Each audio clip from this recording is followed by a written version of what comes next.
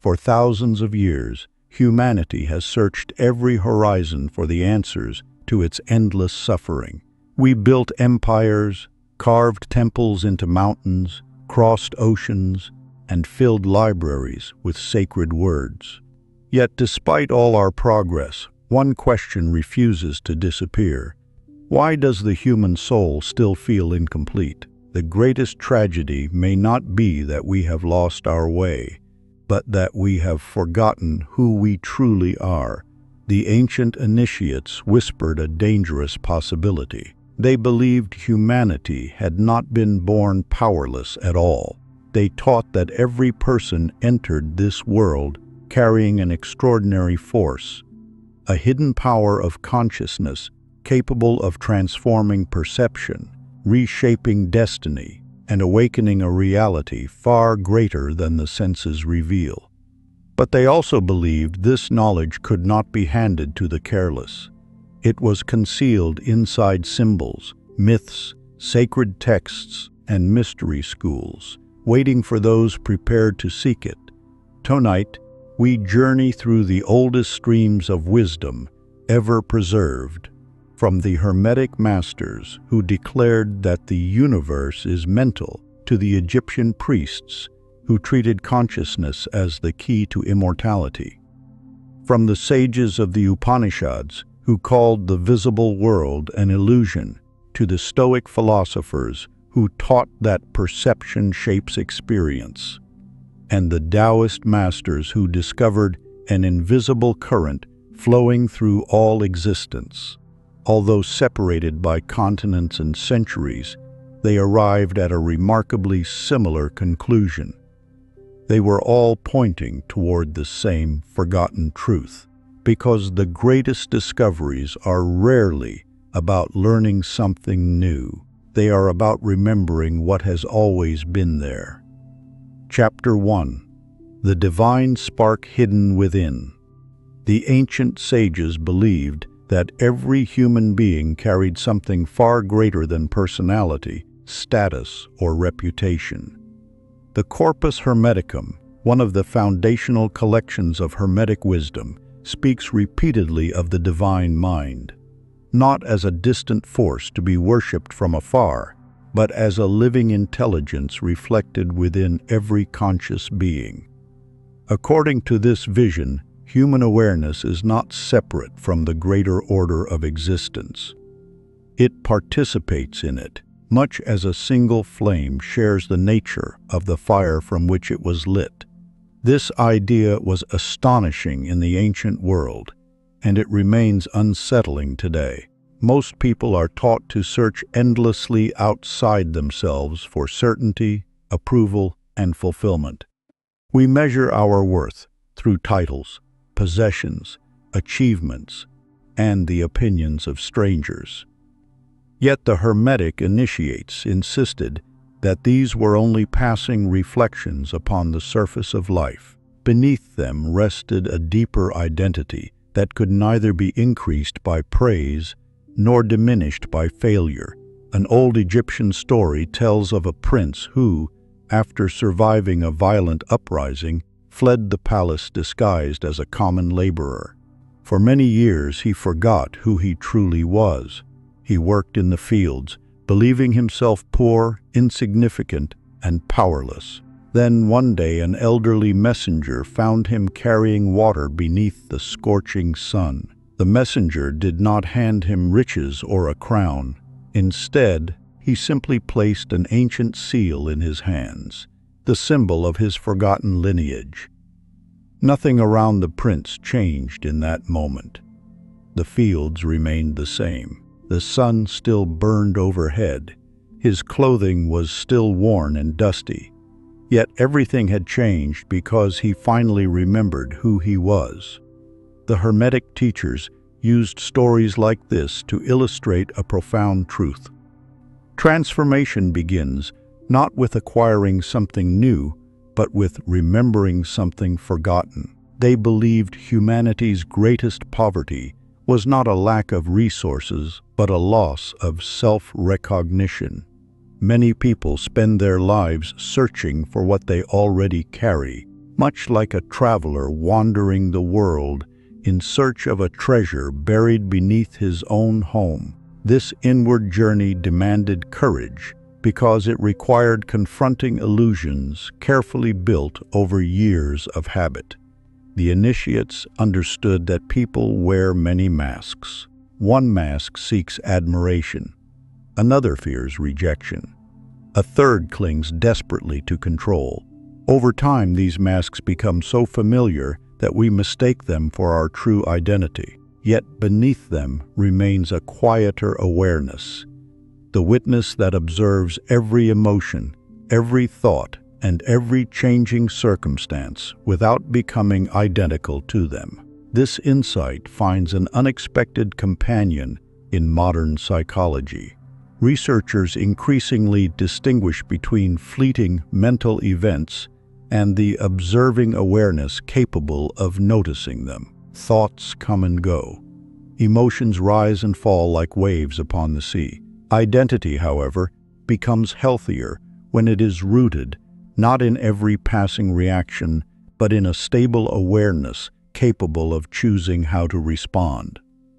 Though expressed in different language, the ancient teachers pointed toward the same realization thousands of years ago. One Hermetic master compared consciousness to the clear sky. Clouds may darken it, storms may rage across it, birds may pass through it, yet the sky itself remains unchanged. In the same way, anger, fear, success, and disappointment move through awareness without defining its deepest nature. The person who forgets this becomes enslaved by every emotional weather pattern. The person who remembers becomes steady amid constant change. This is why the mystery schools devoted years to inner training before granting students positions of influence. They believed that an undisciplined mind could misuse knowledge just as easily as it could misuse wealth or power.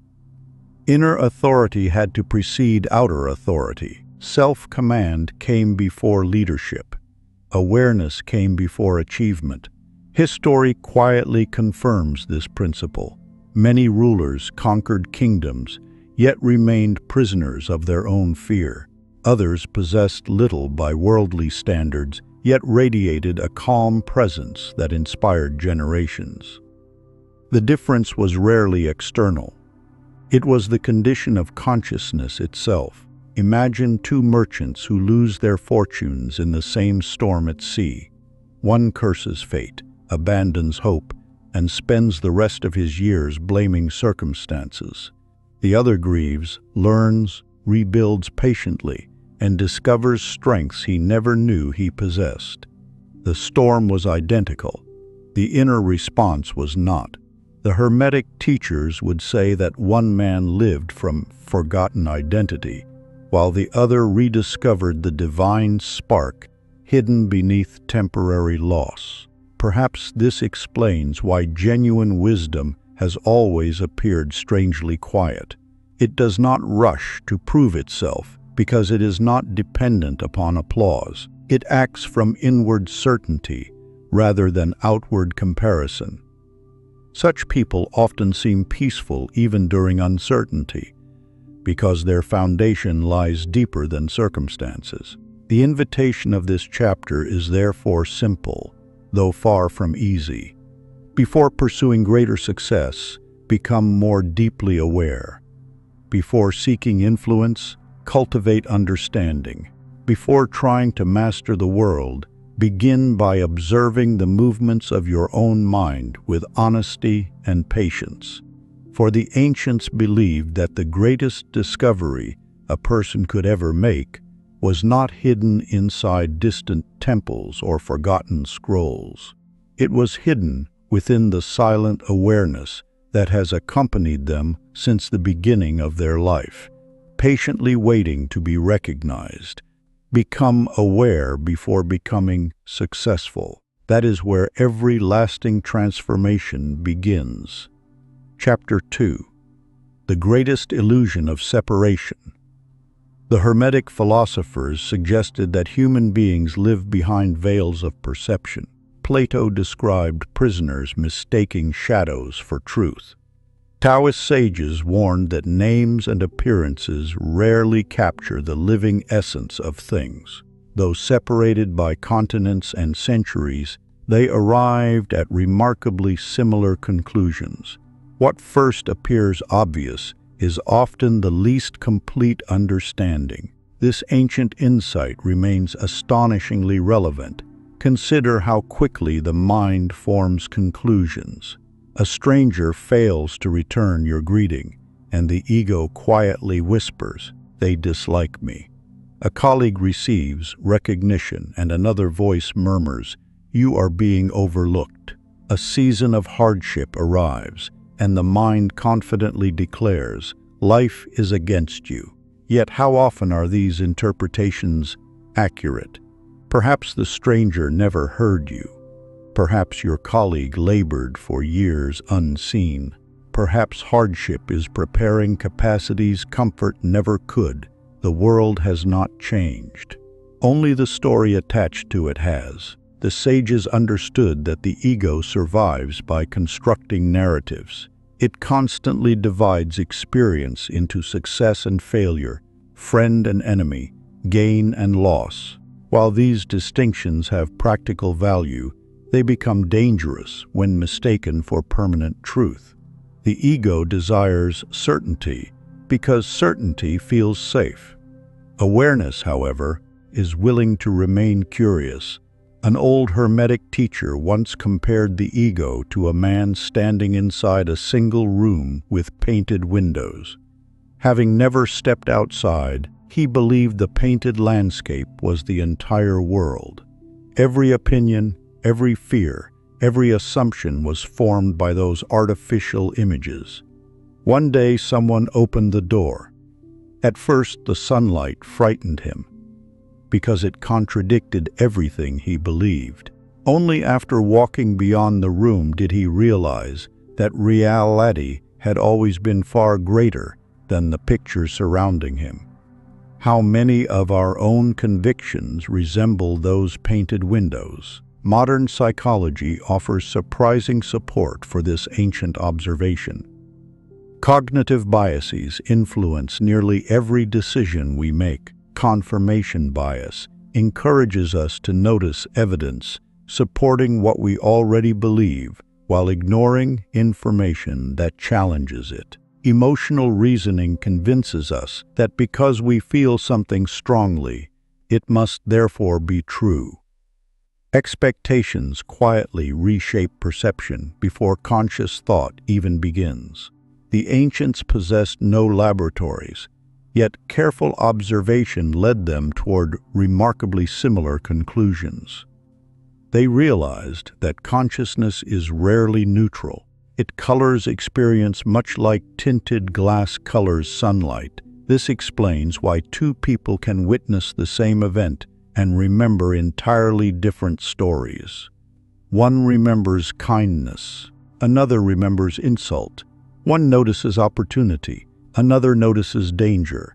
Reality is shared, yet experience is deeply personal. A beloved story from the Upanishadic tradition speaks of a prince raised among shepherds. After becoming separated from his royal family during infancy, having known only poverty, he sincerely believed himself to be ordinary.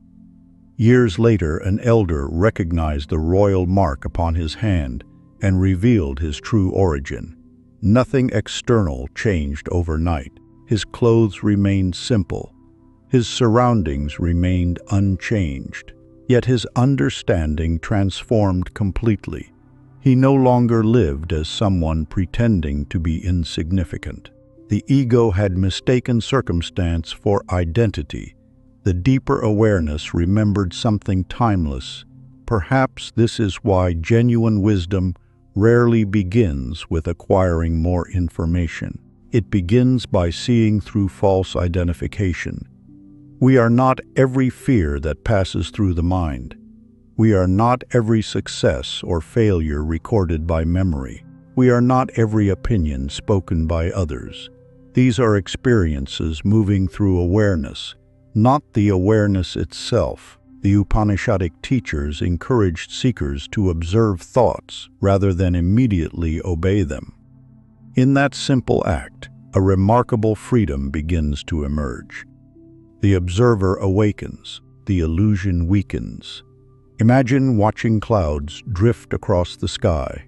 No one mistakes the clouds for the sky itself because they know the sky remains even after every cloud disappears. Likewise, thoughts, emotions, and identities arise and pass away while awareness quietly remains.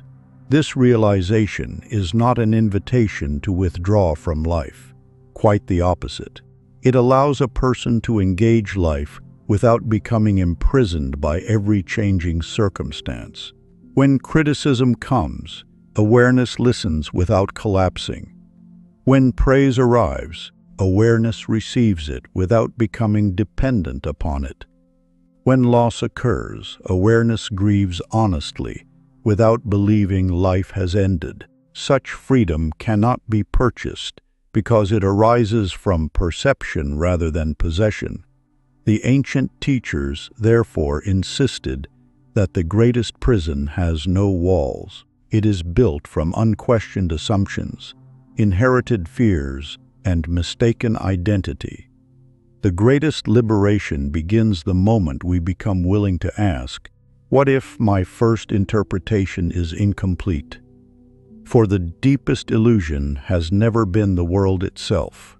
It has been believing that appearances reveal the whole truth. Not everything seen is real. Chapter 3. The Conscious Creator. Throughout history, certain individuals have seemed to possess an unusual quality. They entered chaos without becoming chaotic. They encountered hardship without surrendering to despair. They inspired others not because they controlled circumstances, but because they carried an uncommon steadiness wherever they went. Ancient teachers believed these people shared one remarkable understanding. They knew that while no one governs every event, everyone participates in shaping the quality of their response.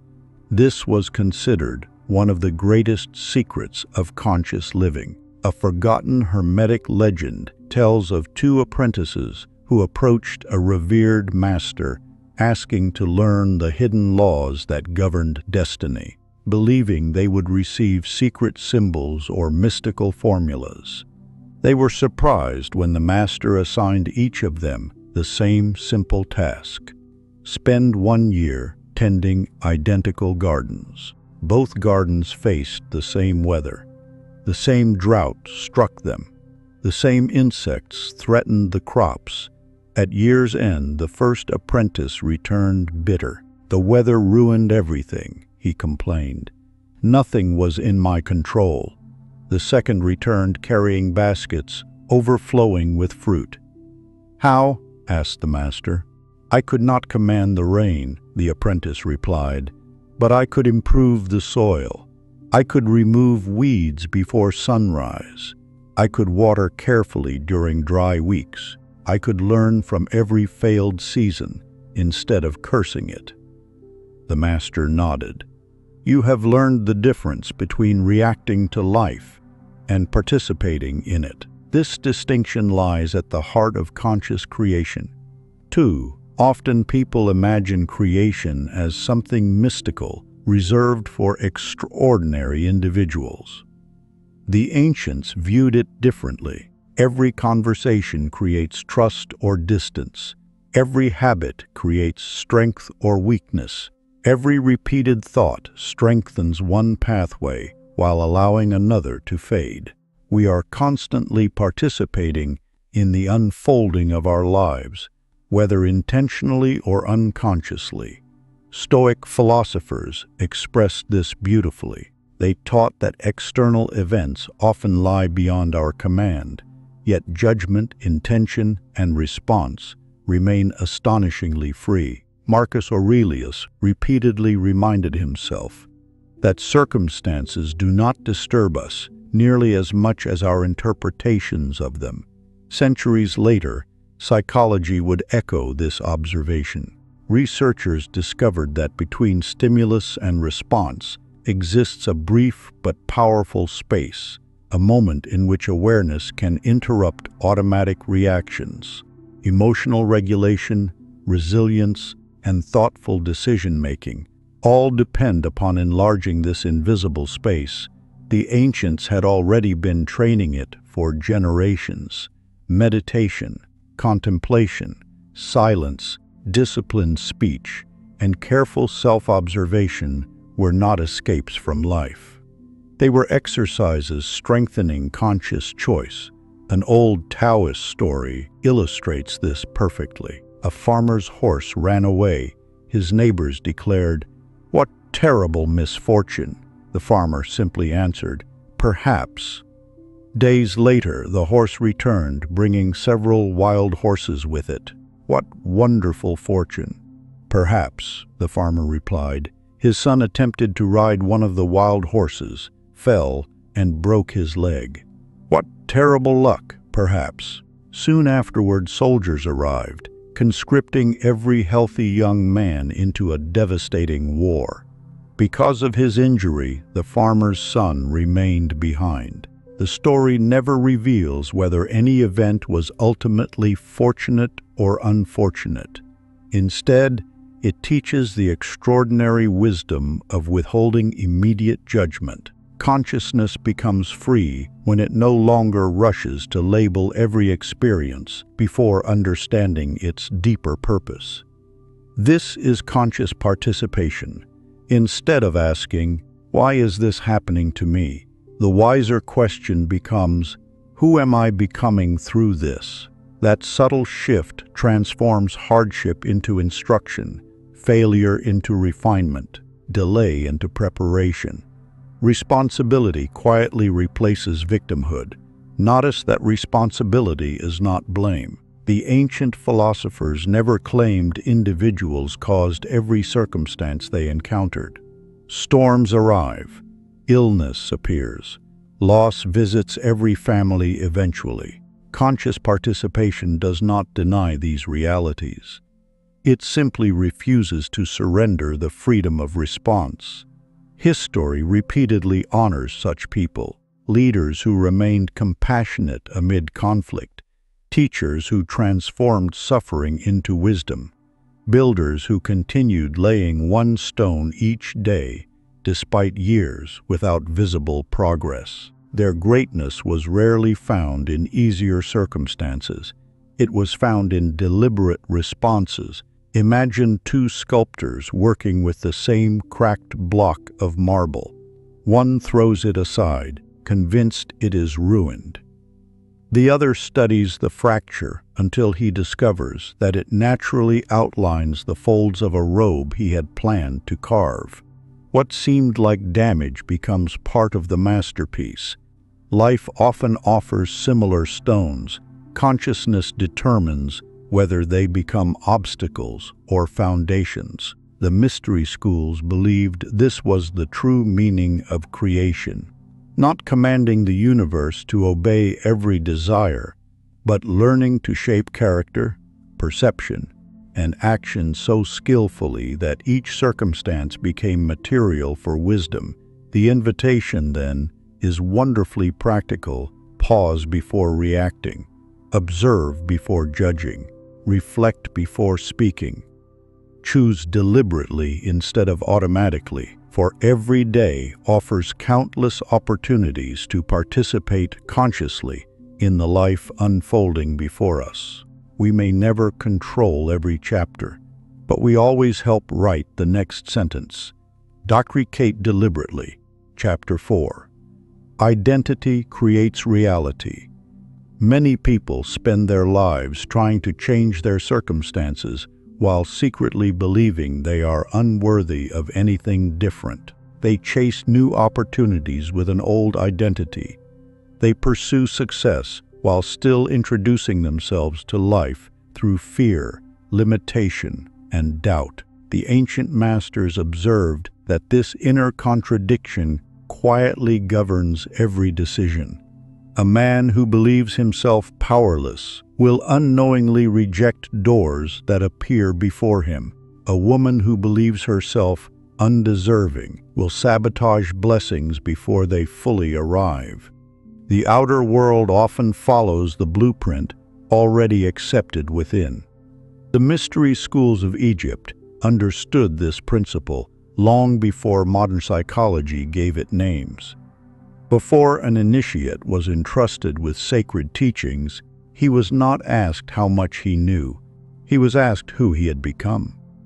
Years were spent cultivating discipline, patience, honesty, and inner composure before higher knowledge was revealed. Their teachers believed that wisdom placed into an undisciplined identity became dangerous, while wisdom planted in noble character multiplied into lasting transformation.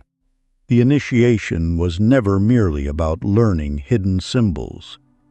It was about becoming someone capable of carrying greater responsibility. Every ritual reminded the seeker that the first temple to be rebuilt was the self. This same pattern appears throughout history. Ancient philosophers rarely promised shortcuts. Instead, they focused relentlessly on character. They understood that every repeated thought becomes a repeated action. Every repeated action becomes a habit. Every habit slowly hardens into character. And character, over many years, quietly becomes destiny. Nothing changes overnight.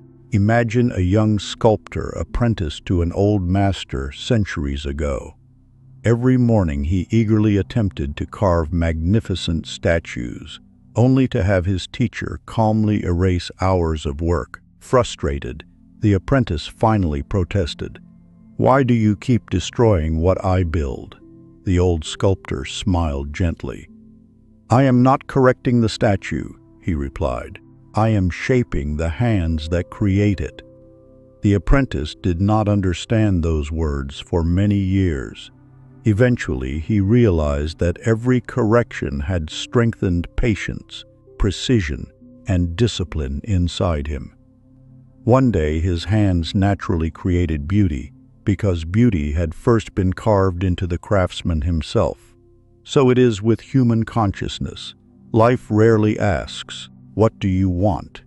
It quietly asks, "Who are you becoming?" This truth echoes through Stoic philosophy as well. Marcus Aurelius often reminded himself that every action either strengthened or weakened his character. A single decision seemed small. Thousands of similar decisions became identity. He understood that the emperor he appeared to be mattered less than the person he practiced becoming in private. Modern neuroscience now offers remarkable support for these ancient observations.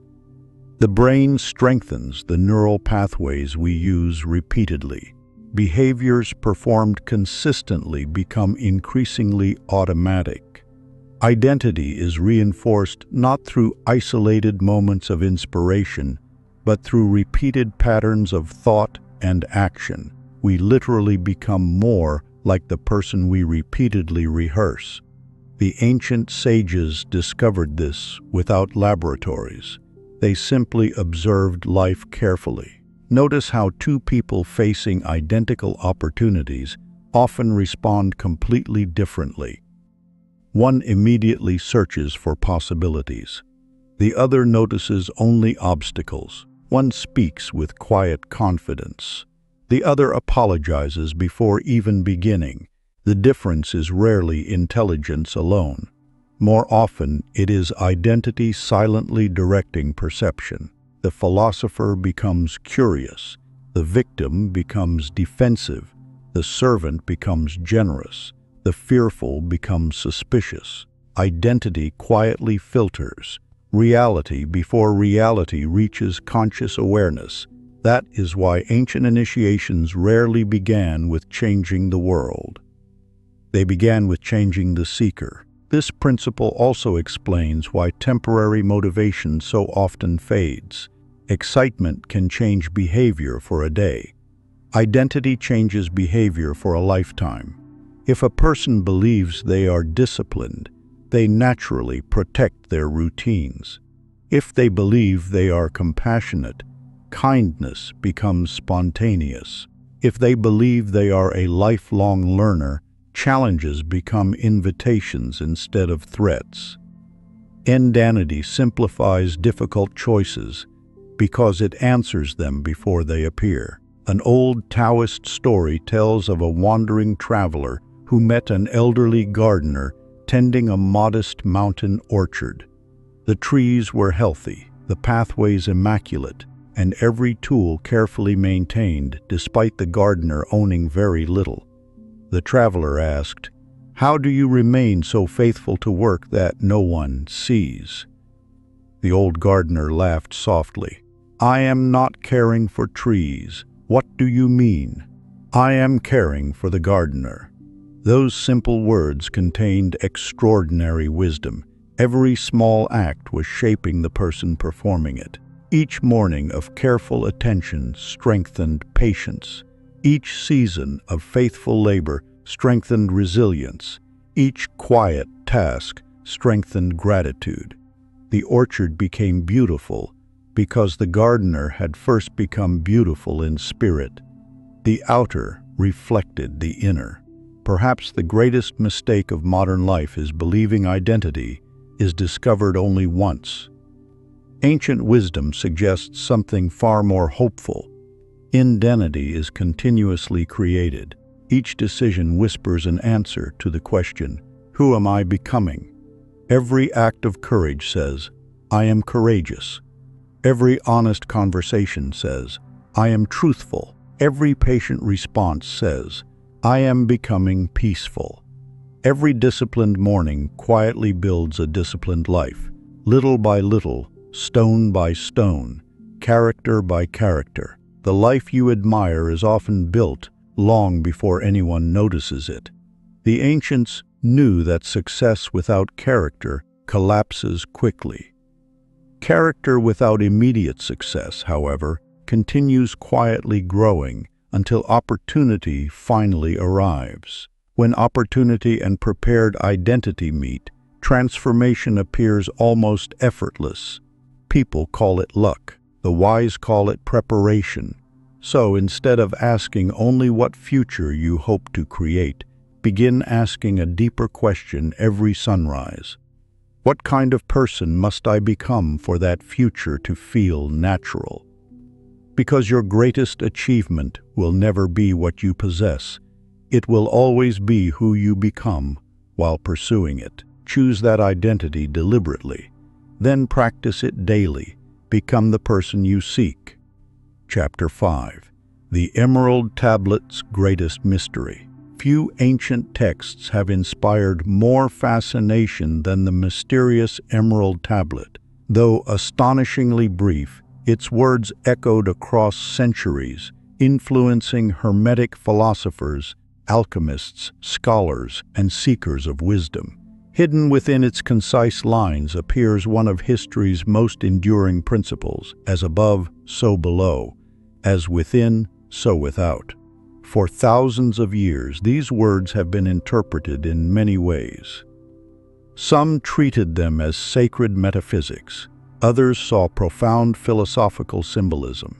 Regardless of interpretation, one practical insight remains remarkably timeless.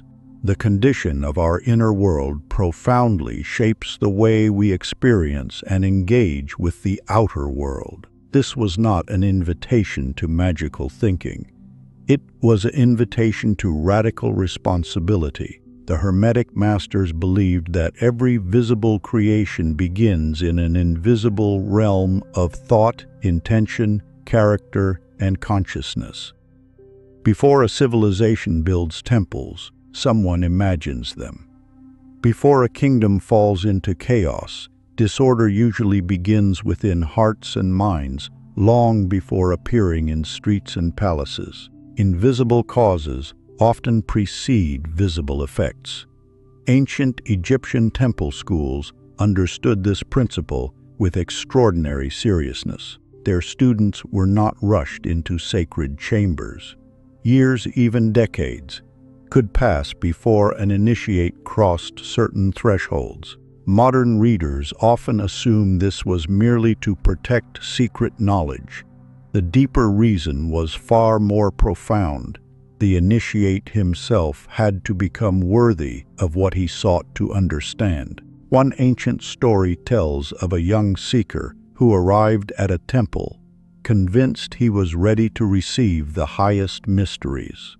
He possessed a brilliant memory, exceptional intelligence, and endless curiosity. Surely, he thought, wisdom was simply information waiting to be acquired. The high priest welcomed him kindly, but gave him an unexpected assignment. Return tomorrow before sunrise. The young man arrived. Instead of receiving instruction, he was handed a broom. For months, he swept stone corridors. He polished bronze vessels. He carried water from distant wells. He arranged scrolls with meticulous care. Days became seasons. Seasons became years. Growing impatient, he finally approached the high priest.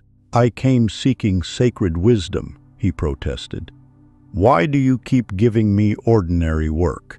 The old teacher looked into his eyes and replied, "You still believe wisdom enters through the ears." The young man stood silently. The teacher continued, "Wisdom enters through the character." Only then did the initiate begin understanding the lesson hidden inside every ordinary task. Each repetitive action trained attention. Each humble duty dissolved pride. Each quiet responsibility strengthened discipline. Without realizing it, he had been mastering the only temple that truly mattered, his own mind. Only after years of inner refinement was he invited into the sacred chamber. Nothing magical occurred there. No dazzling miracle appeared. Instead, he discovered an astonishing truth. The chamber reflected exactly what he had become. The emerald tablet's famous phrase suddenly became alive. As within, so without. The sacred chamber revealed no hidden universe separate from himself. It revealed that the greatest mysteries had always begun inside the observer. Modern psychology quietly supports this ancient intuition. Our expectations shape perception. Our beliefs influence attention. Emotional states affect judgment, relationships, and decision-making. Two people can walk through the same city, experience the same conversation, or face the same challenge, yet interpret everything differently because their inner landscapes differ. The world often acts like a mirror rather than merely a window. A fearful mind notices threats first. A grateful mind notices opportunities. A resentful heart remembers insults. A peaceful heart remembers kindness. The circumstances may be identical, but consciousness changes the experience. This is why Stoic philosophers insisted that events themselves disturb us less than our judgments about them. Taoist sages taught that inner harmony allows us to move with life's changing currents instead of exhausting ourselves fighting them. Hermetic thinkers expressed the same truth through the language of correspondence. Different traditions, one timeless observation. Champion begins within. Consider a master builder preparing to construct a magnificent temple. Long before the first stone is laid, every measurement exists in careful plans. Every arch, pillar, and chamber has already taken shape in the architect's imagination. If the blueprint is flawed, no amount of expensive stone can produce lasting beauty. The same is true of a human life. Your thoughts become your emotional architecture. Your emotions influence your choices. Your choices become habits. Your habits shape your character. Your character gradually constructs your destiny. The invisible always leads the visible. This understanding also transforms how we approach difficulty. Instead of asking only, "How can I change my circumstances?" the wiser question becomes, "What inner quality is this moment inviting me to develop?" Patience, courage, humility, discipline, compassion. Every challenge becomes an apprenticeship. Every obstacle becomes a craftsman shaping the soul. The Hermetic masters believed that when the inner order changes, the outer life often begins reorganizing in surprising ways, not through supernatural shortcuts, but because clearer perception, steadier emotions, wiser decisions, and stronger character naturally produce different outcomes over time. The mirror responds, the reflection follows. So before demanding that the world become different, spend time refining the invisible architecture within yourself. Cultivate clarity before ambition, integrity before influence, peace before power. The greatest transformations rarely begin with dramatic events. They begin with quiet changes in the unseen chambers of the heart and mind. For this is the enduring mystery whispered by the Emerald Tablet across the centuries. The above is reflected in the below. The within is reflected in the without. Chantion the above. The below follows. Chapter 6. How Fear Creates Invisible Prisons. Imagine a young warrior standing outside the gates of an ancient city just before sunrise. His armor is polished, his sword carefully sharpened, and his years of training have prepared him for this very moment. Yet as the distant drums begin to echo across the valley, something unexpected happens. His breathing becomes shallow, his hands tighten around the sword, his mind races through countless disasters that have not yet occurred. In only a few moments, the battlefield has already been lost, not because the enemy has attacked, but because fear has conquered the warrior from within. The ancient masters understood something that modern psychology has only recently begun to explain. Fear is not always the result of danger. More often, danger becomes magnified by an undisciplined imagination. A frightened mind sees threats everywhere, even where none exist. It mistakes possibilities for certainties and shadows for enemies. This is why so many invisible prisons are built without walls. The prison of self-doubt, the prison of regret, the prison of imagined failure, the prison of tomorrow's uncertainty.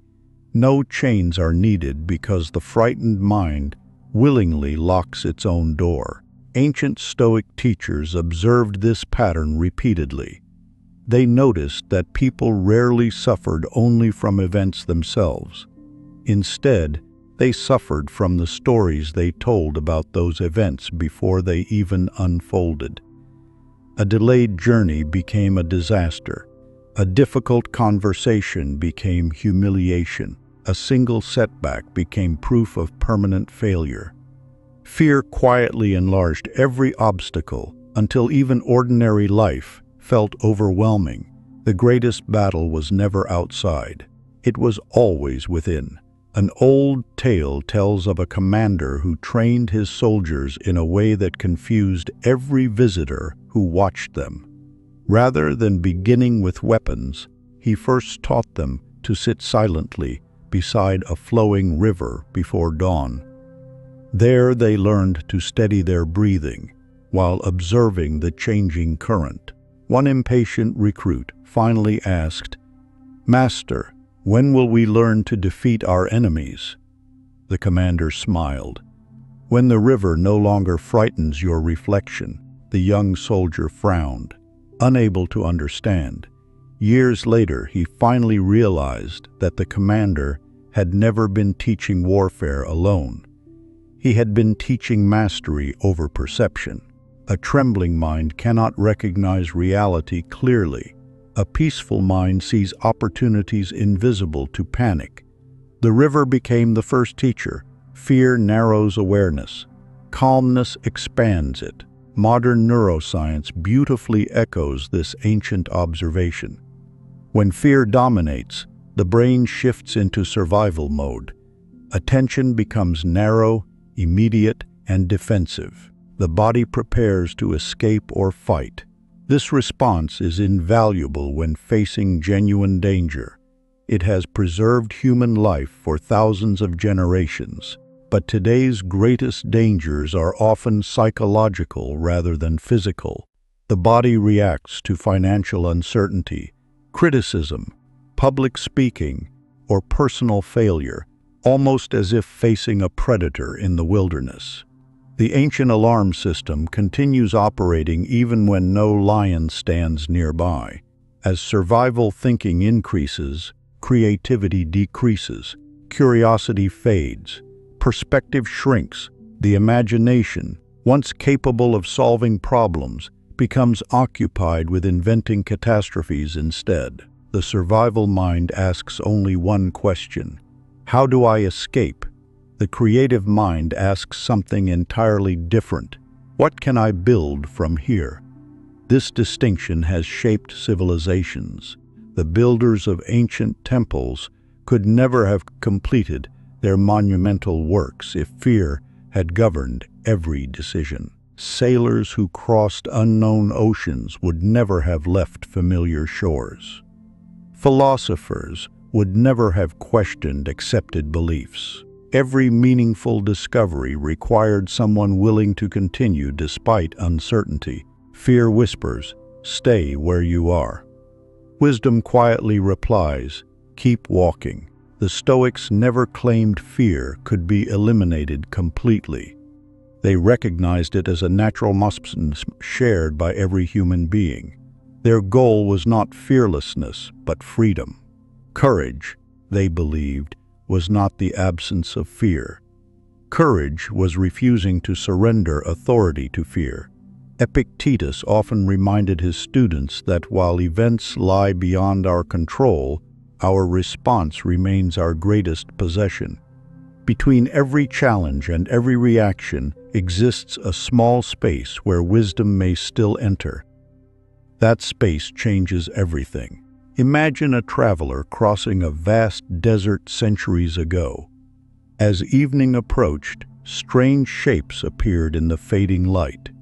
Certain they were hostile figures waiting to attack, he hid behind rocks throughout the night, terrified and exhausted.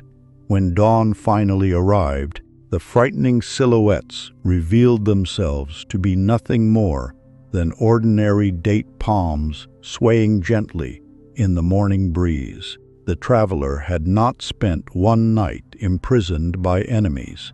He had spent one night imprisoned by imagination.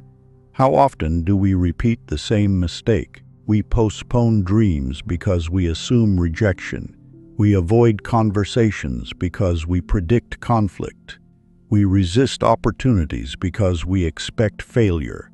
Entire futures disappear beneath fears that never become reality. The invisible prison grows stronger each time it is obeyed. Ancient Egyptian wisdom schools often described fear as a veil placed over consciousness. Not because fear was evil, but because it distorted perception.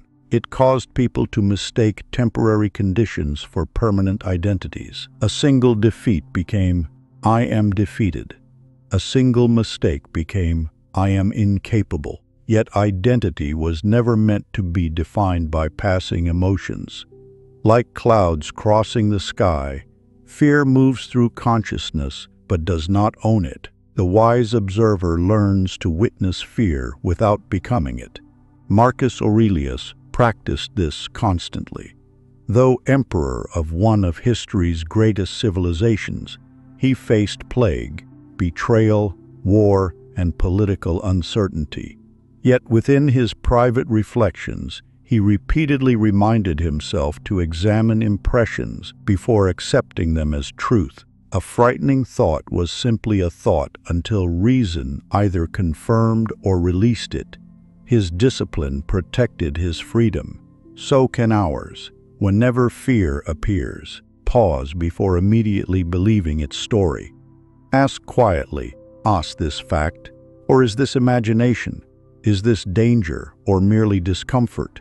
Does this fear deserve obedience or examination? Questions weaken fear's authority because they invite awareness where panic once ruled. Little by little, the invisible prison begins to dissolve, not because life becomes easier, but because perception becomes wiser. The ancient warrior eventually understood why the river had been his first battlefield. Victory over external circumstances always begins with victory over internal confusion. The calmest mind often becomes the strongest force in the room, not through aggression, but through clarity. For fear predicts only limitation. Wisdom reveals possibility. Guard your perception carefully. It quietly determines the size of your world. Chapter 7. Marcus Aurelius and the Invisible Kingdom. Among all the rulers who have sat upon thrones, few left behind words as quietly powerful as Marcus Aurelius. Surrounded by armies, political intrigue, disease, and uncertainty, he governed one of the largest empires in history. Yet when he wrote privately in what would later become Meditations, he spoke remarkably little about conquering nations. Instead, he wrote about conquering himself. To Marcus Aurelius, the greatest kingdom was invisible. It existed within the human mind. Many imagine an emperor possessing unlimited freedom, but Marcus understood something deeper. A person may command vast territories and still remain enslaved by anger, fear, pride, or resentment.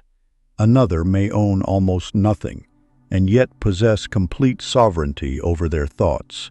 True freedom begins inside. This became one of the central pillars of Stoic philosophy.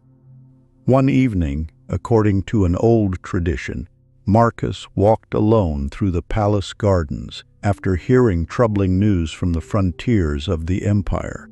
Advisors expected panic. Generals demanded immediate decisions. Rumors spread faster than facts. Instead of reacting instantly, Marcus remained silent for a long time. Finally, one young officer asked, "Does this news not disturb you?" The emperor answered with unusual calm, "The news has arrived, yes, but the suffering has not." The officer looked puzzled. Marcus continued, "The event belongs to the world. My judgment belongs to me." Those simple words reveal the heart of Stoic mastery. Events are neutral. Interpretation creates pain. This does not mean suffering is imaginary, or that genuine hardship should be ignored. Illness, grief, injustice, and loss are undeniably real. The Stoics never denied reality. Rather, they recognized that the mind often adds unnecessary suffering by arguing endlessly with what has already occurred. A single criticism becomes humiliation because pride interprets it that way. A delay becomes catastrophe because impatience demands immediate results. A mistake becomes lifelong failure because identity clings to perfection. The event is one thing, the interpretation is another. Modern cognitive psychology arrives at a remarkably similar conclusion. Researchers have found that our beliefs and interpretation significantly influence emotional responses. Two individuals may experience the same circumstance while arriving at entirely different emotional outcomes because each assigns different meaning to the event. The ancient philosophers discovered this through observation long before scientific terminology existed. Perception quietly shapes experience. Marcus Aurelius trained himself to interrupt automatic interpretation. Whenever adversity appeared, he deliberately asked whether he was seeing the event itself or merely his opinion about it. That question preserved his inner kingdom. Consider another story often told among Stoic teachers. A wealthy merchant lost an entire shipment during a violent storm at sea. One neighbor declared the event proof that fortune had abandoned him. Another predicted permanent ruin. The merchant simply replied, "We shall see." Months later, the storm unexpectedly redirected surviving cargo to a distant port where demand had doubled. The merchant recovered more than he originally expected. The neighbors had suffered twice, first from imagination, then from being wrong. The merchant suffered only the event itself. He refused to add unnecessary interpretation. The Stoics believed this discipline required daily practice. Every impression entering the mind deserved examination before acceptance. Just because a thought appeared did not make it true. I will fail. Is that certain? No one respects me. Can I know that? Everything is ruined, or has something simply changed? Questions restore sovereignty. Unchecked assumptions surrender it. Marcus often described the mind as a fortress that no external force could enter without permission. Armies could threaten cities. Illness could weaken the body. Time could erase monuments. Yet the inner citadel remained unconquered unless its owner willingly abandoned it. That image remains deeply relevant today.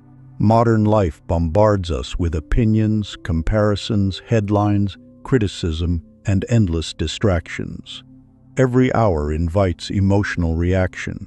Without inner discipline, consciousness becomes occupied by voices that never truly belonged there. The invisible kingdom becomes overcrowded. Ancient wisdom suggests becoming a careful guardian of that kingdom. Not every opinion deserves entry. Not every fear deserves belief. Not every insult deserves residence. Choose your inner citizens wisely. There is also profound humility hidden inside Marcus Aurelius' writings. He continually reminded himself that every human being shares the same nature, the same mortality, and many of the same struggles. Compassion became easier because he no longer imagined himself separate from others. Even those who opposed him remained fellow travelers in life's brief journey. This softened judgment without weakening character. Strength became quieter. Authority became gentler. Wisdom became steadier. Such mastery cannot be achieved through occasional inspiration alone. It grows through ordinary moments. The pause before reacting, the willingness to reconsider assumptions, the habit of observing thoughts without immediately obeying them. These small victories gradually build an inner kingdom that no circumstance can easily overthrow. Perhaps this explains why Marcus Aurelius continues speaking across nearly 2,000 years. His empire eventually faded. Its borders changed, its monuments weathered, but the kingdom he built within himself remains remarkably alive through his words. Its gates are still open to every sincere seeker. Its laws remain simple. Guard your attention. Examine your judgments. Raster your reactions. Live according to reason rather than impulse, because the greatest throne you will ever occupy is not found in any palace. It is the quiet authority you hold over your own mind. Chapter 8. The Mirror Principle. The ancients often taught that life behaves less like a battlefield and more like a mirror. This did not mean that every hardship is self-created or that suffering is deserved. Storms arrive without invitation. Illness visits the wise and the foolish alike. Injustice exists, and misfortune sometimes falls upon the innocent. Ancient philosophy never denied these realities. Instead, the deeper teaching was subtler. Life constantly reveals our inner condition through the way we respond to what happens around us. The mirror is not the event. The mirror is the reaction. Two people may experience the same criticism. One immediately becomes defensive, angry, and wounded. The other pauses, considers whether any truth exists within the words, learns what is useful, and peacefully lets the rest disappear. The criticism remained identical. The reflection revealed two different inner worlds. The Stoic philosophers understood this remarkably well. Epictetus repeatedly reminded his students that events themselves rarely disturb us. Rather, it is the meaning we assign to those events that shapes our emotional experience. A person's character determines whether adversity becomes a prison or a teacher. The mirror never lies. It simply reflects. Imagine an old blacksmith working quietly in a mountain village centuries ago. Every apprentice who wished to learn the craft had to complete one unusual task before touching the forge. The master would hand them a rough piece of iron and ask them to polish it every evening until they could clearly see their own face. Many complained, "This has nothing to do with making swords." The old blacksmith would smile, "It has everything to do with it." Months later, when the iron finally reflected their faces perfectly, the apprentices understood. The polishing had never been about the metal. It had been about patience, discipline, humility, attention. Every stroke transformed not only the object, but also the one holding it. So it is with every challenge life places before us. Every disagreement asks whether we possess patience. Every disappointment reveals the strength of our resilience. Every temptation exposes the condition of our discipline. The world quietly reflects the character already forming within us. Modern psychology supports this ancient insight in surprising ways. Our minds constantly filter reality through established beliefs, emotional habits, and unconscious expectations.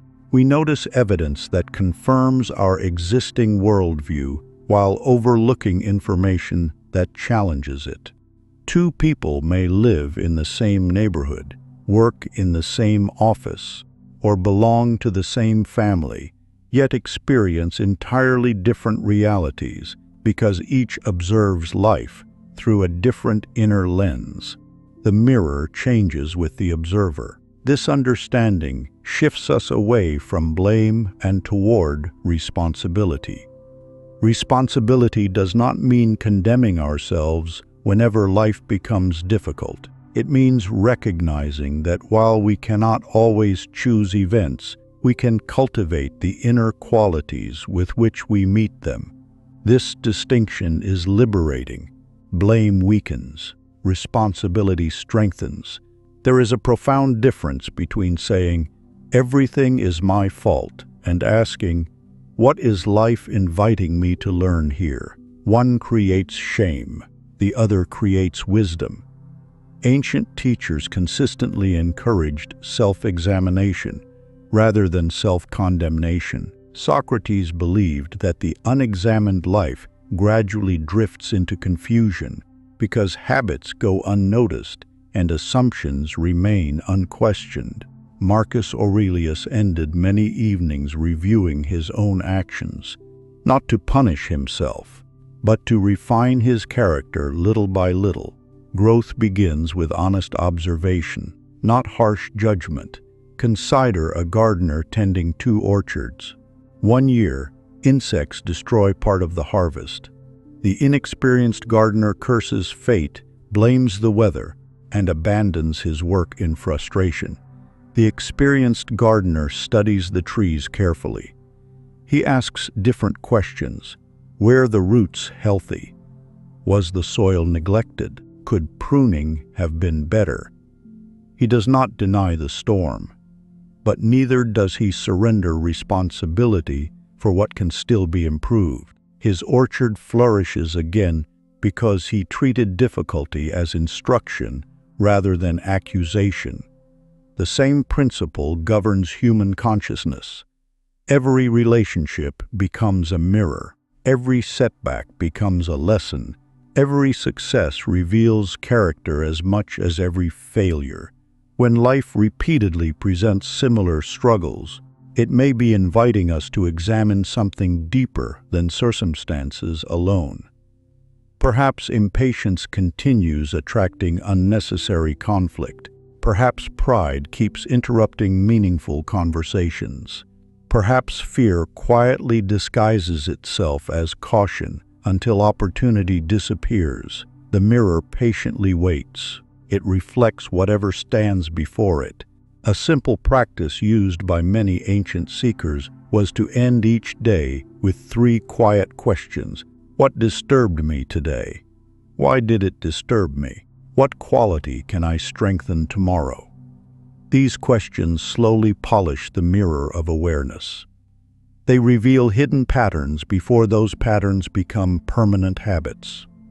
Over time, the seeker begins changing not because life becomes easier, but because the observer becomes wiser. The traveler in the ancient temple eventually realized that the greatest pilgrimage is not measured by miles walked across deserts or mountains. It is measured by the willingness to see oneself honestly. For the clearest mirror in existence is consciousness itself. Look into it often, because reality reflects character. Chapter 9. The Art of Inner Silence. Across civilizations separated by oceans and centuries, wise men and women discovered a remarkable truth. Genuine insight rarely arrives during moments of noise, hurry, or emotional turbulence. It appears most naturally when consciousness becomes quiet enough to receive it. Silence is not emptiness.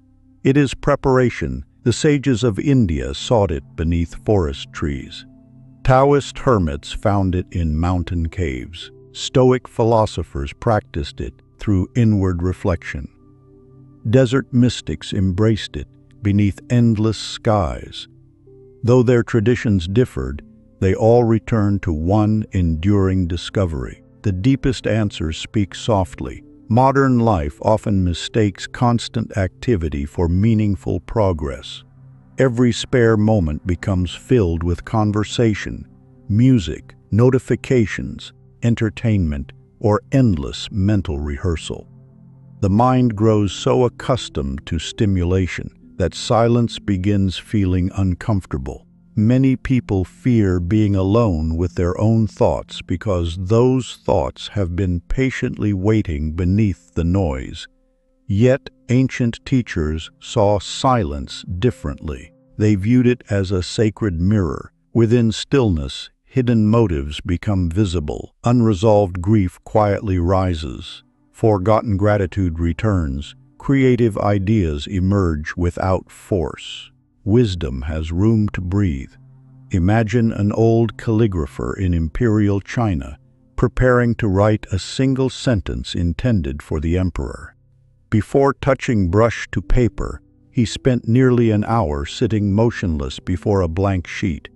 A curious apprentice finally whispered, "Master, why do you wait so long?" The old artist answered without opening his eyes, "I am waiting until my hand no longer interrupts my heart." Only then did he begin writing. Every stroke carried unusual grace because it emerged from inner stillness rather than restless impulse. The greatest works often begin with silence. Marcus Aurelius understood this deeply, despite living amid endless political demands. Although surrounded by soldiers, advisors, petitions, and conflict, he repeatedly withdrew into what he called the inner citadel, a place of mental quiet untouched by external chaos. He reminded himself that nowhere could a person find greater peace than within a well-governed mind. This invisible refuge remained available regardless of circumstances. Noise belongs to the world. Stillness belongs to consciousness. Modern neuroscience offers fascinating support for this ancient practice. During periods of quiet reflection, the brain activates networks associated with self-awareness, memory integration, creativity, and long-term perspective. When external stimulation decreases, the mind often begins organizing experiences into deeper understanding. Insight requires space. Ancient wisdom already knew this. Consider a hunter tracking deer through dense forests centuries ago. He understood that loud footsteps frightened away every animal long before it appeared. Only when he slowed his breathing, softened his movements, and became almost silent did the hidden life of the forest gradually reveal itself. The soul behaves much the same way. Rush through life and wisdom remains hidden, becomes still, and subtle truths quietly emerge. This does not require retreating permanently to monasteries or mountains. The sacred practice of silence can exist within ordinary life. 5 minutes before dawn, a quiet walk beneath evening skies, a cup of tea without distraction, a notebook opened before sleep, a few slow breaths before responding during conflict. These seemingly insignificant moments slowly retrain consciousness. Instead of reacting automatically, we begin responding deliberately. Instead of being carried away by every passing emotion, we become its observer. The difference transforms relationships, decisions, and even identity itself. Silence also teaches humility. In conversation, we often listen only long enough to prepare our next response. In stillness, however, there is no argument to win, no impression to maintain, no performance to sustain. Only awareness remains. The ancient monks believed silence gradually reveals 3 hidden treasures. First, it reveals ourselves. Second, it reveals others with greater compassion. Finally, it reveals life itself with unexpected clarity. Perhaps that is why the oldest monk never hurried to answer questions. He knew that wisdom discovered personally remains far more powerful than wisdom merely borrowed from another. The lake reflects only when still, so does the mind. Begin with only a few quiet minutes each day. Leave behind the constant stream of voices, opinions, and distractions. Sit without needing to fix anything. Simply observe. Let thoughts come and go like clouds crossing an open sky. Little by little, something remarkable happens. The noise begins to fade. Awareness deepens. Peace quietly returns. And from that silence, the next step often reveals itself without force. Practice intentional silence, for the loudest truths are rarely spoken aloud. Chapter 10. The Discipline of Inner Order. Walk into 2 different homes before dawn, and without a single word being spoken, you can often sense 2 entirely different states of mind. In one home, every object seems to have found its proper place. The morning begins quietly, each task flowing naturally into the next. In the other, forgotten responsibilities pile upon crowded tables. Unfinished work competes for attention, and every movement feels hurried before the day has truly begun. The difference is not merely decoration. It is a reflection of order. The ancient world understood something that modern life frequently overlooks. External order quietly supports internal clarity. Wise civilizations did not arrange their temples, cities, rituals, and daily routines simply for beauty. They believed that harmony in one's surroundings gently encouraged harmony within the soul. Order was never obsession, it was preparation. Among the builders of ancient Egypt, every stone placed within a temple followed precise proportions. Sacred geometry was more than architectural skill. It symbolized the belief that the universe itself unfolded through balance, rhythm, and intelligent design. Every column, corridor, and chamber reflected a deeper conviction. That lasting strength arises from alignment rather than accident. To step into one of these temples was to enter visible harmony. The structure itself became a silent teacher. Many initiates spent years maintaining these sacred spaces before they were entrusted with higher knowledge. They swept marble floors, polished bronze vessels, aligned ceremonial objects, and cared for gardens with extraordinary precision. To an impatient observer, these tasks seemed ordinary, yet the masters knew something profound. The temple was not the only thing being organized. The person performing the work was also being transformed. An old Egyptian story tells of a young novice assigned to care for a single sanctuary lamp every evening. He cleaned its bronze surface, trimmed the wick, and carefully replenished the oil before sunset. Months passed, then years. Eventually, the young man became frustrated. "Master," he asked, "when will I be taught the hidden mysteries?" The elder priest looked toward the perfectly tended lamp. "You already are." The novice looked puzzled. The old man smiled gently. "Every evening you believed you were preserving the flame." He paused before continuing. "But the flame has been preserving you." Only then did the student understand. Each repeated act of care had quietly cultivated patience. Every small responsibility had strengthened discipline. The lamp illuminated not only the temple, but the character of the one entrusted to protect it. The smallest rituals shape the deepest habits. This same truth appears throughout nearly every ancient tradition. Confucius taught that character is formed through repeated acts of propriety. Aristotle believed excellence arises not from occasional greatness, but from habitual virtue. The Stoics practiced daily reflection because they understood that consistency gradually becomes identity. Great lives are built quietly, one ordinary day at a time. Modern psychology confirms what these ancient teachers observed through experience. Habits reduce mental friction.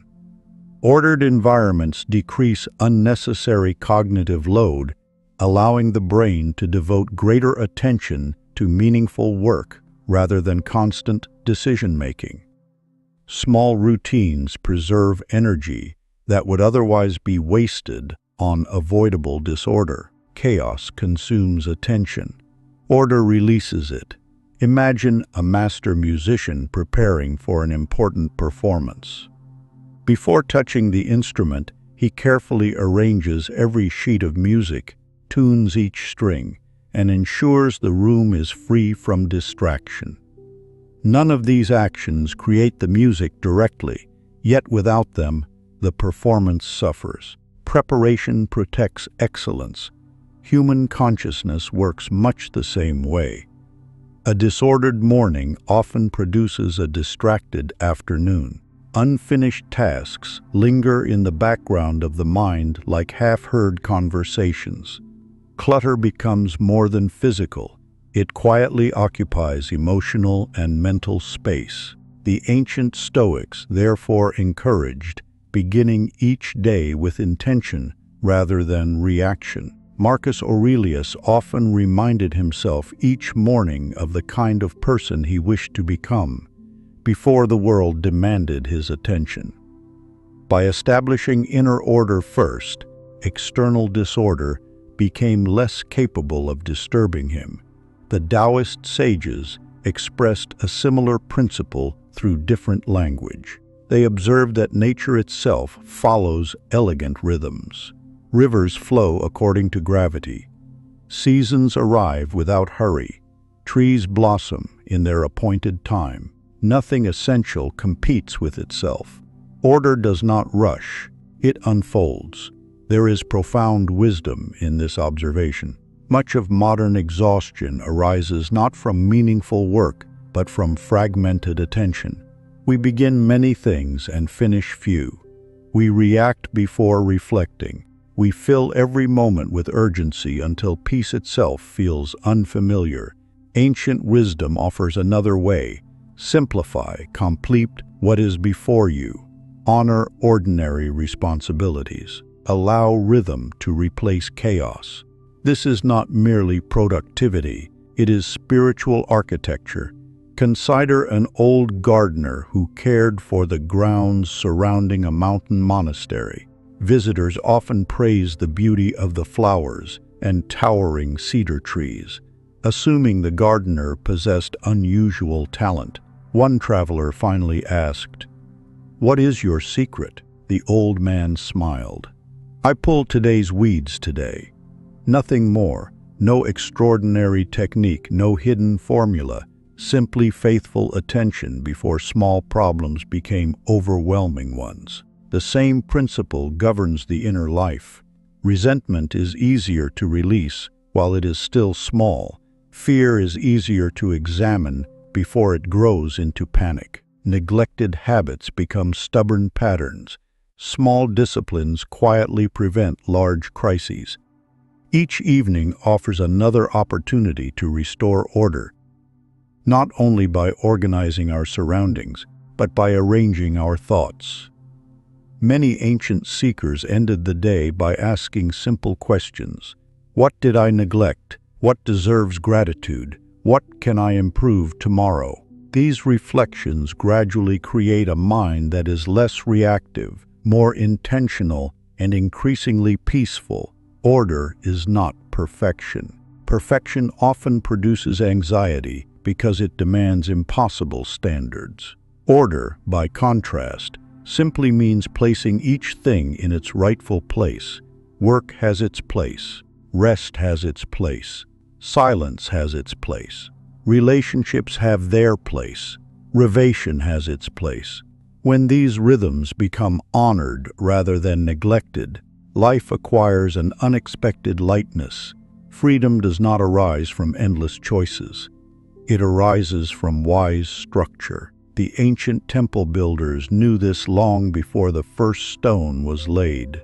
Strong foundations make great heights possible. So begin with small acts. Make your bed. Finish one neglected task. Clear one forgotten corner. Keep one meaningful promise. Repeat tomorrow.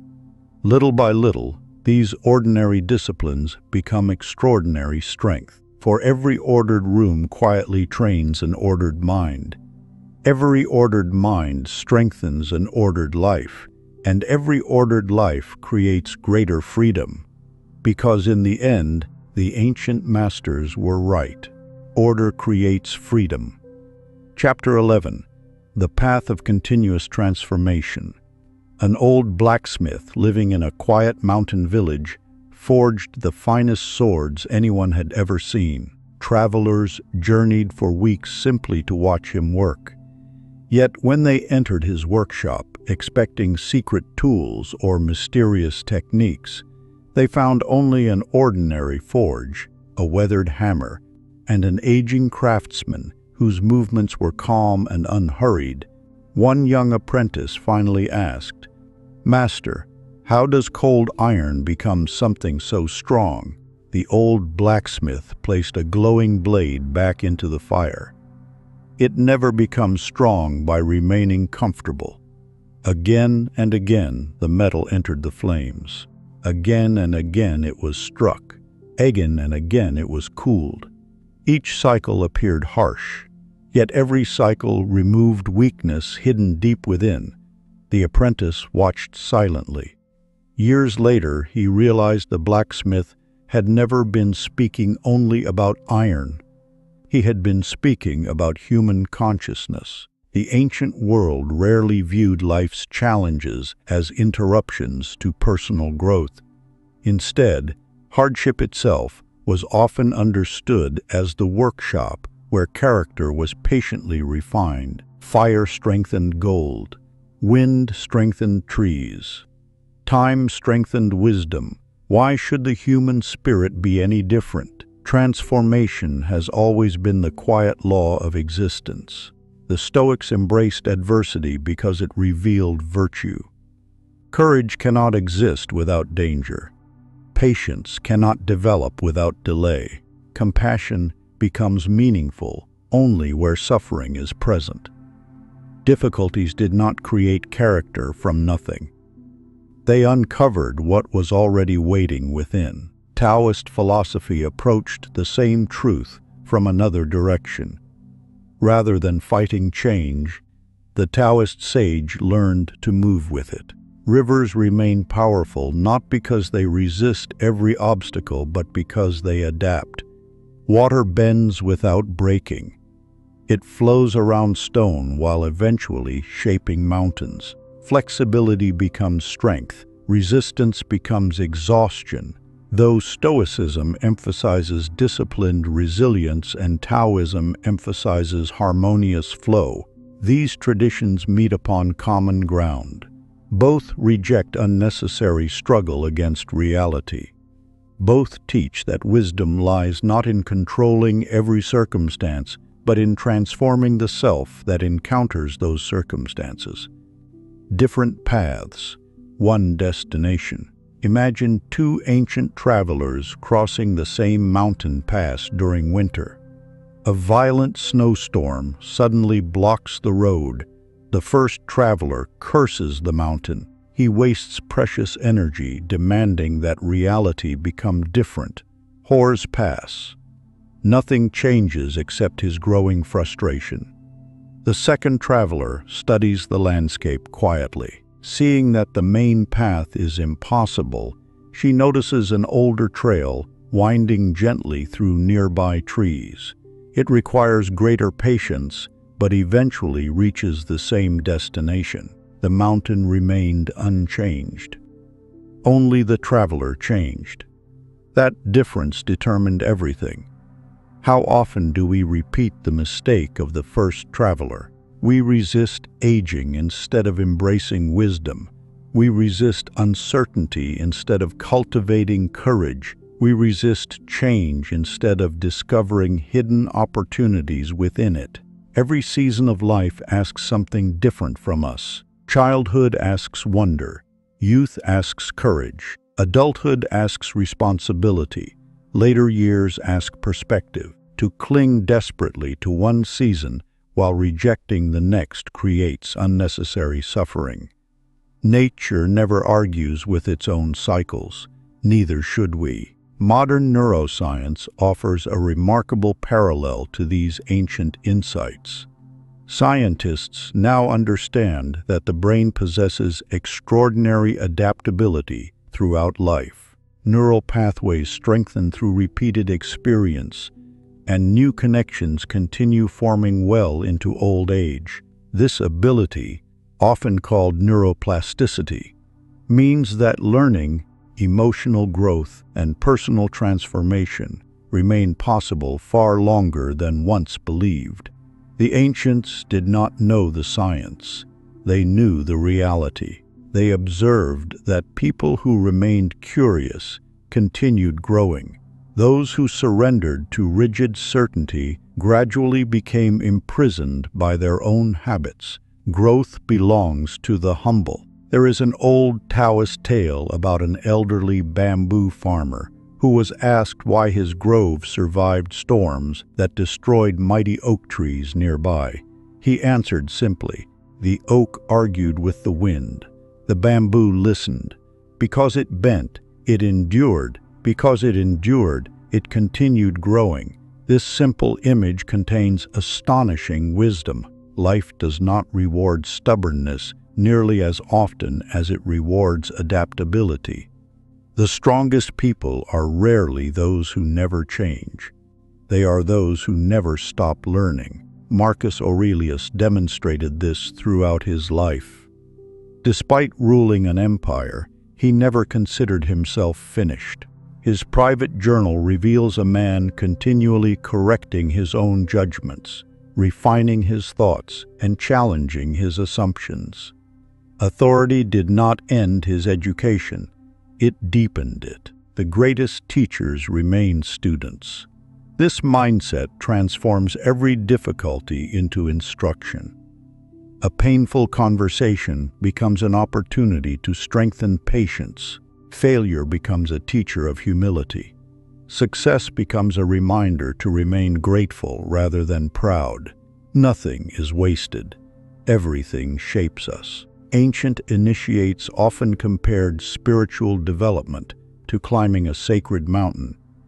Each level offered a wider view than the last, yet reaching one summit simply revealed another waiting beyond it. Wisdom was never a destination where learning ceased. It was a lifelong ascent. Perhaps this is the greatest secret shared by both Stoicism and Taoism. Peace does not come from arriving. It comes from walking well. The path itself becomes the reward. So when challenges appear, resist the temptation to ask only, "Why is this happening to me?" Instead ask, "What is this shaping within me?" That single question transforms adversity into apprenticeship. Every season becomes meaningful. Every setback becomes preparation. Every ordinary day becomes another opportunity to become a little wiser than yesterday.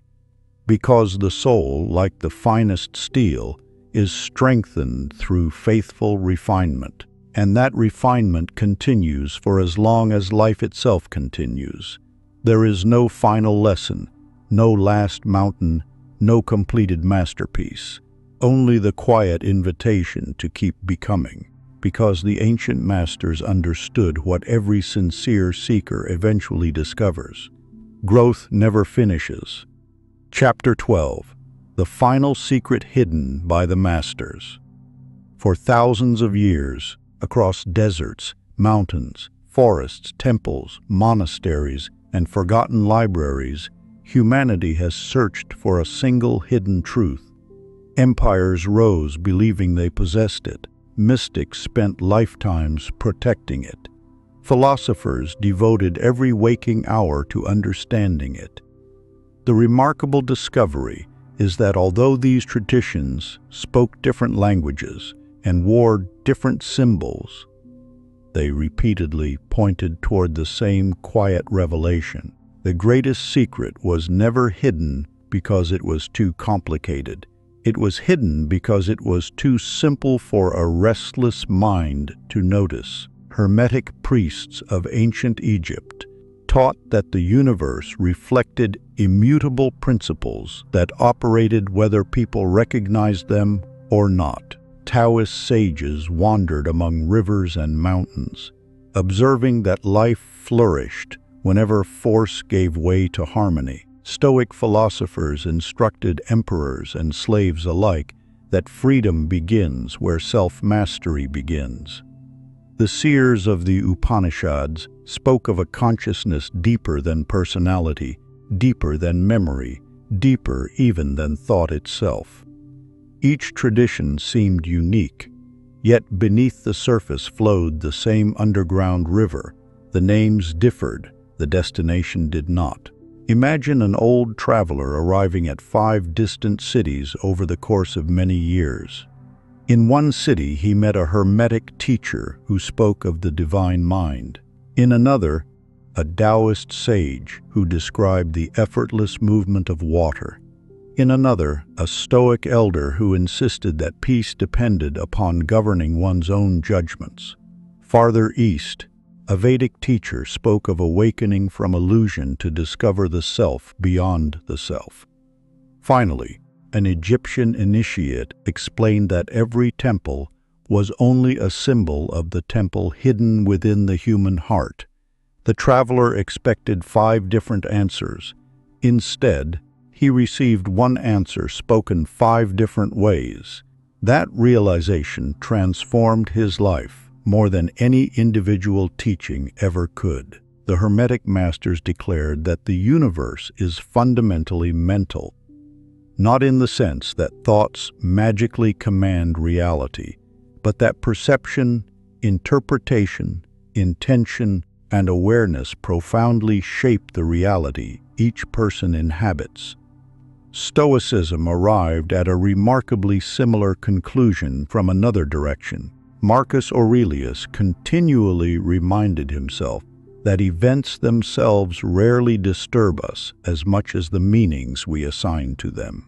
Taoism added another dimension by showing that unnecessary resistance creates needless suffering, while harmony with life's rhythms allows clearer judgment and wiser action. The Vedic sages went still deeper, suggesting that beneath the changing personality exists an awareness untouched by fear, success, failure, praise, or loss.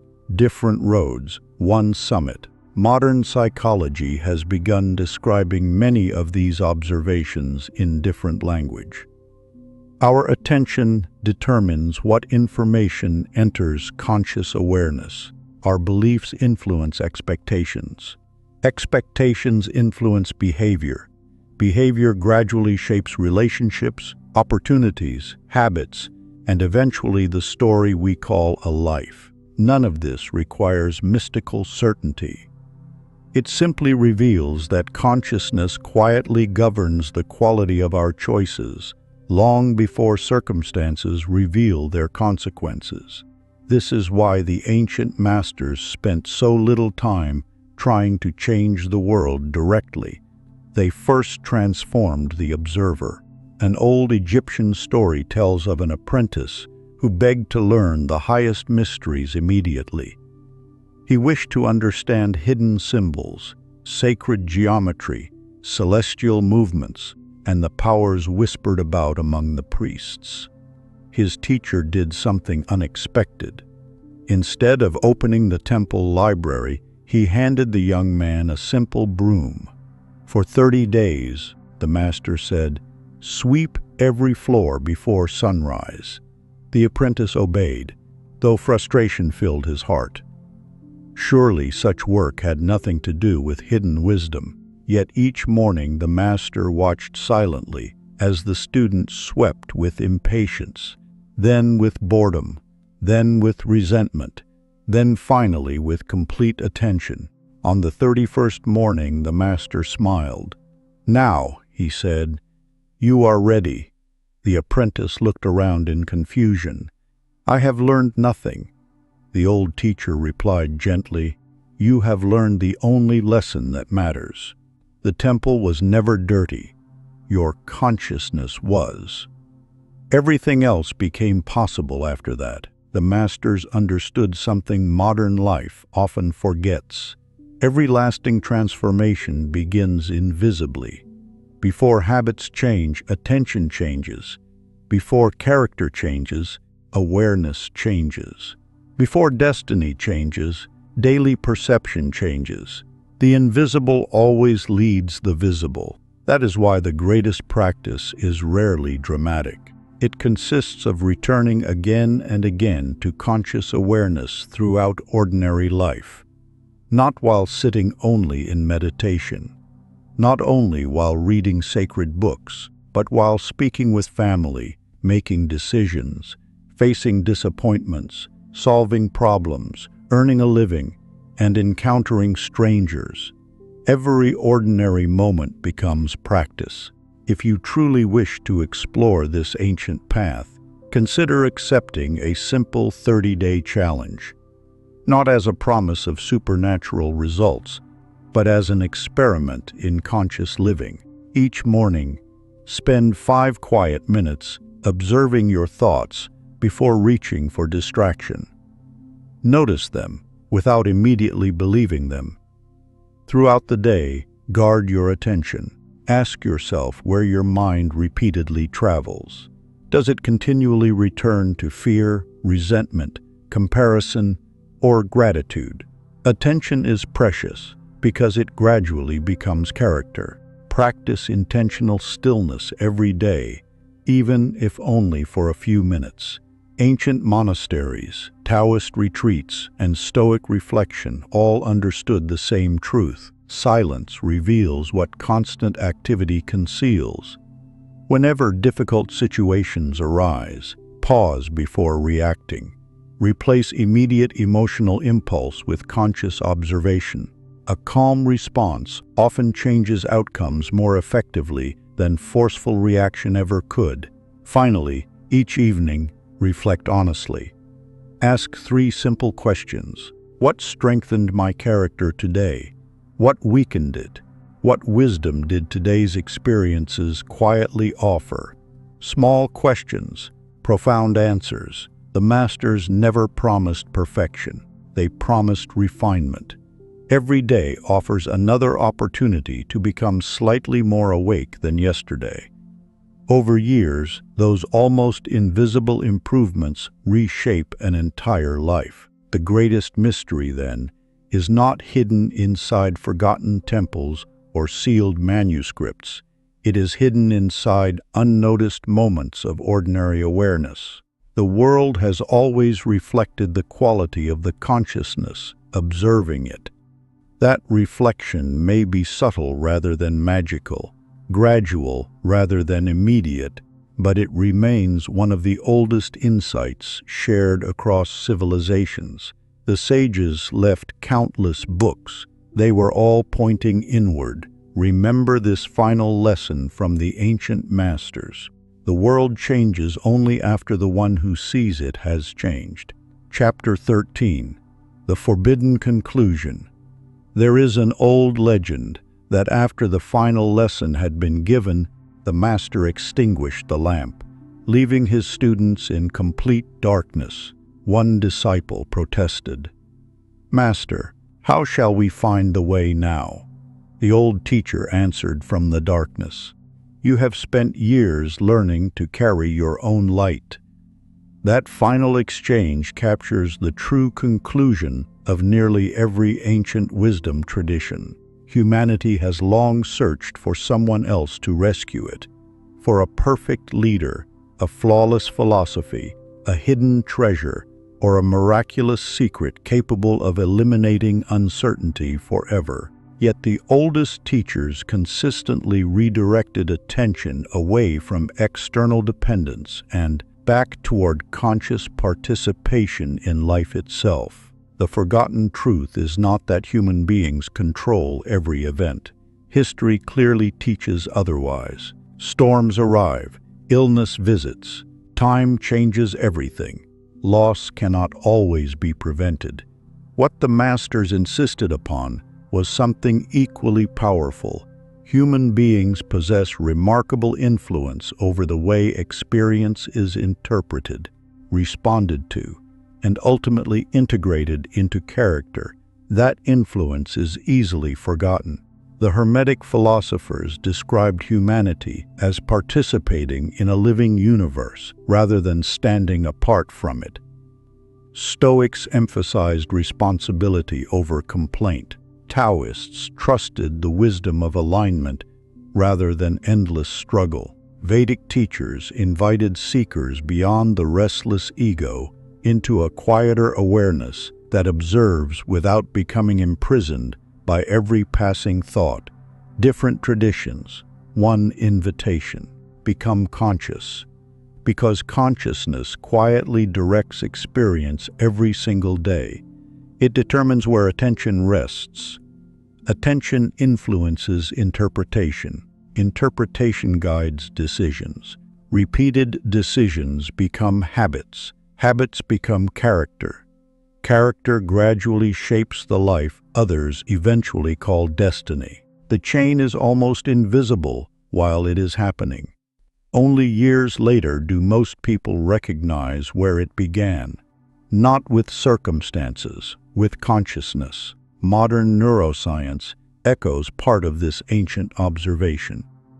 The brain constantly filters overwhelming amounts of information, bringing forward what appears most relevant according to established patterns of attention, expectation, memory, and emotion. Ancient wisdom expressed this poetically. Science describes aspects of it biologically. Both remind us that how we meet reality influences what we experience within it. This realization carries both humility and hope. Humility because we cannot command every outcome. Hope because we are not powerless within those outcomes. There is always a response available, always another interpretation to examine, always another opportunity to choose wisdom instead of impulse. That choice is where freedom quietly begins. Perhaps that is why the greatest teachers rarely appeared interested in gathering followers.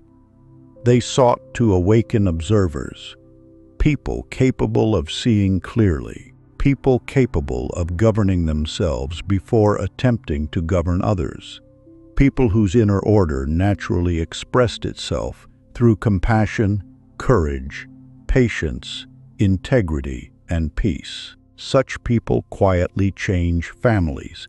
Families influence communities.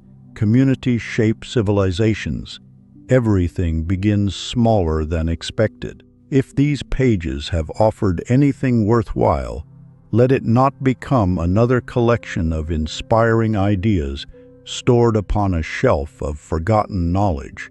Ancient wisdom was never intended merely to be admired. It was meant to be practiced. For the next 30 days, become an attentive witness to your own consciousness. Notice what repeatedly occupies your mind. Question thoughts that immediately demand belief.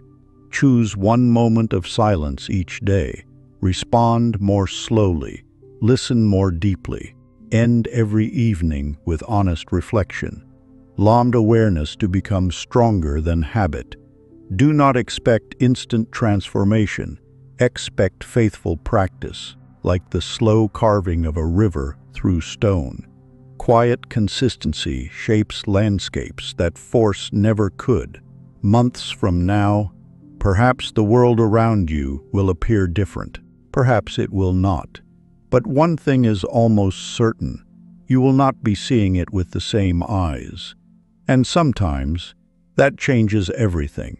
Leave this journey with one final sentence, worthy of carrying into every ordinary day, every difficult season, and every unexpected opportunity. What controls your consciousness controls your reality, not because the universe obeys every passing thought, but because consciousness guides perception. Perception shapes choices, and choices, repeated over time, become the life you ultimately live. The ancient masters understood this. Now the practice belongs to you.